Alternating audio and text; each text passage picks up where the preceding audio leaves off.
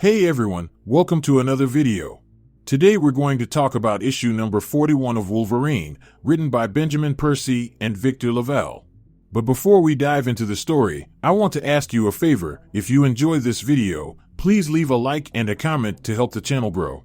Now upon the founding of Krakoa, the island nation home for all mutant kind, Victor Creed, aka Sabretooth, was the first to be cast into the pit for breaking the foundational law of the land, which was to kill no humans. But over time, fast forward to today where Krakoa is no more, we see Wolverine and the remnants of X-Force taking refuge at a hidden base located at the North Pole as they try to survive in a world that has outlawed mutants. But before the fall of their nation, Creed managed to escape. And in his adventures, he ended up teaming up with a group of alternate reality Sabretooths. And together, under his control, they ended up stealing an Orcus spacecraft in an attempt to get revenge. So with that said, this issue opens up on Orcus Space Station number 5 under the command of Sabretooth. And when we get there, strange enough, we see Wolverine sitting upside down upon the ceiling stating that the greatest weapon in any hunter's arsenal is patience, because with patience you are able to find the right moment to serve the killing blow. And at that moment is when the prey was distracted. And only at that moment should one strike. So as Logan watched Sabretooth chewing away at a carcass of Cyclops, he decided that was the window to jump right into action, only to be met with Victor's hand around his neck. Now just to add some context to this, the Sabretooth that has Wolverine by the neck is the Sabretooth from Earth 616, which is our current universe. And strangely enough, the Wolverine that just attacked Victor was also a Sabretooth, but this one is from Earth 3341. And the reason why he looks so much like Logan is because he has the ability to take on the appearance of whoever he wants, which is why his code name is Camo. Now his transformation is so spot on that he even smells exactly like Wolverine, which is crazy. So much so that Sabretooth still hasn't figured out how the heck he is able to do this. Sabretooth even goes as far as to assume that his ability comes from him being able to rewire his mind. So as all that was playing out, we skipped over to the stands with 3 other Sabretooths talking about how they were ready to go up against Krakoa. Because over the last few months, they all honed their skills against every mutant across countless dimensions. But still, Victor is keeping them in reserves. Now, just to give you a recap of who is who, the 3 Sabretooths that are watching are codename Cap, Savage, and Pretty Boy. But anyway, Pretty Boy yelled out to Victor that they were ready. And it's strangely enough, Victor tells them to slow their roll because they are ready when he says they are ready. But less than a moment later he commands everyone to their stations because they are about to get the party started. So as Sabretooth and his men were preparing for battle, we jumped over to the North Pole with Black Tom Cassidy sitting upon his chair talking to Kid Omega as he flew over the greenhouse. And during their conversation, Black Tom tells Kid Omega that he senses mutants dancing across the sand on Krakoa, which if you haven't noticed, is not a safe place for them to be right now. So to make sure everything goes smoothly, Tom tells Quinton that he was about to contact Wolverine to check it out. But that is when Quinton interrupts him and says he can deal with it. So with that said, Cassidy tells Quinton that he thinks this is not a good idea because Kid Omega may be a really powerful telepath, but the island is surrounded by a bunch of Stark Sentinels. And as for the big dog Logan, he may not show it often, but he thinks of Quinton as one of his cubs, and he would skewer him alive if he found out that he let him go alone.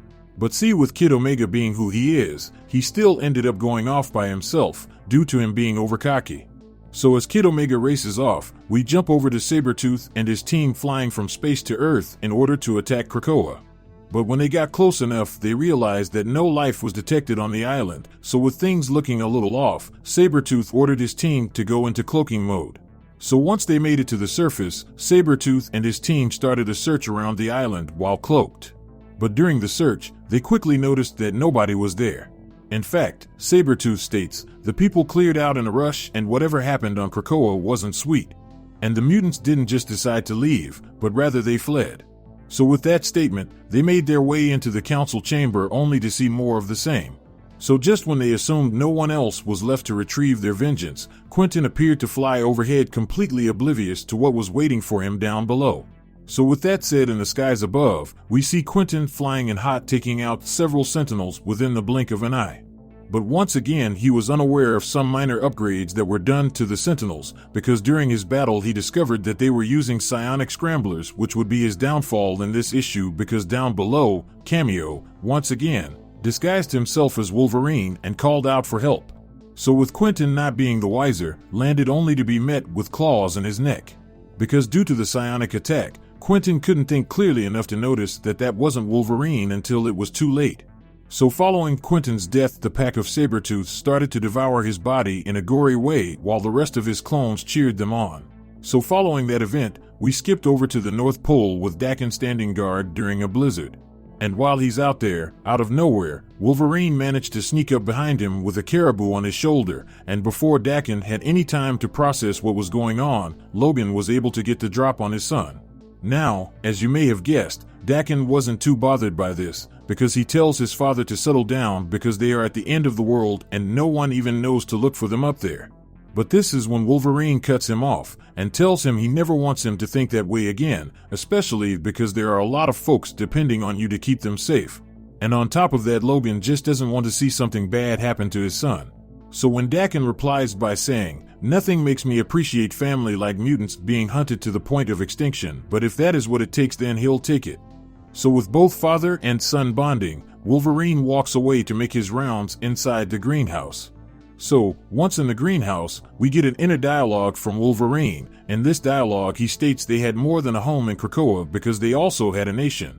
They were able to live in peace with their families, both biological as well as the ones they created, and together they had a shot at happiness.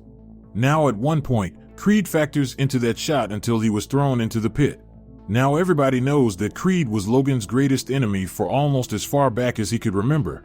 But with his imprisonment, for the first time in his very long life, Wolverine didn't have that constant creeping dread that Creed was just over his shoulder ready to wreak havoc.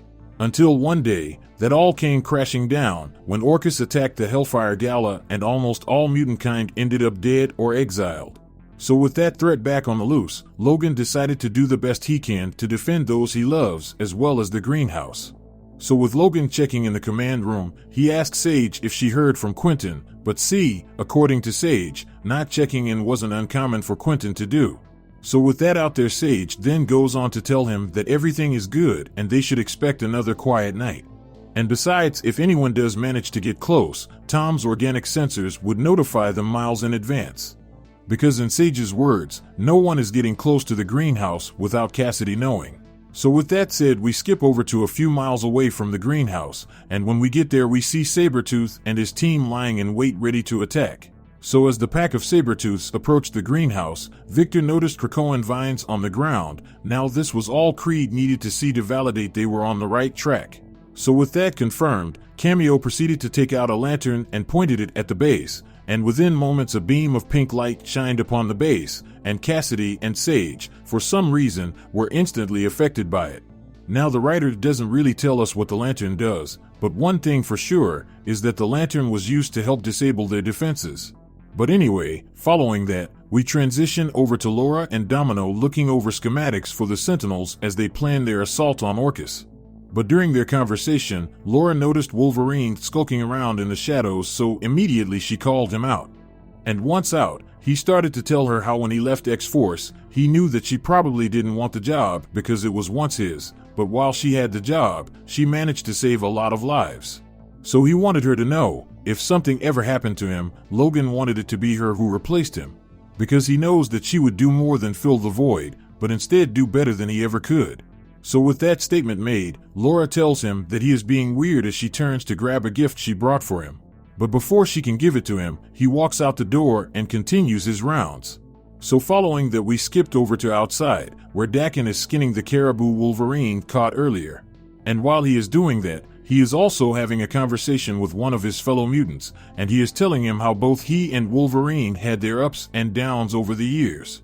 But ever since they got to Krakoa, their relationship started to repair itself to the point where he now sees himself as needing his father, and his father also sees himself needing his son.